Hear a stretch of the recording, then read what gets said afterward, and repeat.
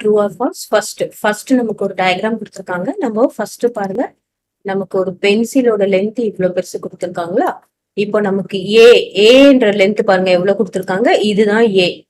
Total length எவ்வளவு கொடுத்துருக்காங்க, 6. அப்போ first total length of the pencil என்னன்னு பார்த்தோம்னா, total length of pencil, that is total length வந்து 6. கிளியரா? நமக்கு இந்த ஏ போர்ஷன் மட்டும் இந்த லென்த் ஆஃப் ஏ மட்டும் எவ்வளவு அப்படின்னு பார்த்தோம்னா ஏ சென்டிமீட்டர்.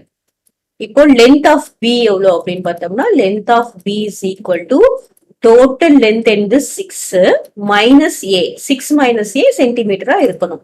புரிஞ்சுதா? அதாவது பெருசுல, அதாவது டோட்டல் லென்த்ல இருந்து நமக்கு தேவையானது இதை நம்ம சப்ராக்ட் பண்றோம். இந்த இடத்த நம்ம சப்ராக்ட் பண்ணிடுறோம். டோட்டல் லென்த்ல இருந்து ஏவை சப்ராக்ட் பண்ணாதான் நமக்கு என்ன கிடைக்கும், பியோட லென்த் மட்டும் கிடைக்கும். So the answer is 6 minus A. ஆனா இங்க என்ன கொடுத்திருக்காங்க, ஏ மைனஸ் 6 கொடுத்திருக்காங்க. So it is false. கிளியரா? Next, if the cost of an apple is x and the cost of an banana is 5, then the total cost of fruits is x plus 5. then x அப்புறம் banana 5 அப்படின்னா that will be equal to x plus 5. The answer is true.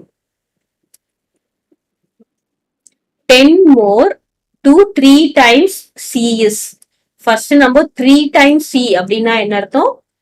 This is third one. 3 times 3 னா என்னது, 3c. 10 more than அப்படின்னா என்ன அர்த்தம், plus 10. கிளியரா? இது வந்து 10c plus 3 நம்ம இது எப்படி எழுதுவோம்? So this is 3 more than 10 times c. கிளியரா? So இந்த ஸ்டேட்மெண்ட் தான் இதுக்கு கரெக்ட். அப்போ இங்க கொடுத்திருக்க ஸ்டேட்மெண்ட் 10c plus 3 என்னது அப்படின்னு பார்த்தோம்னா this is false.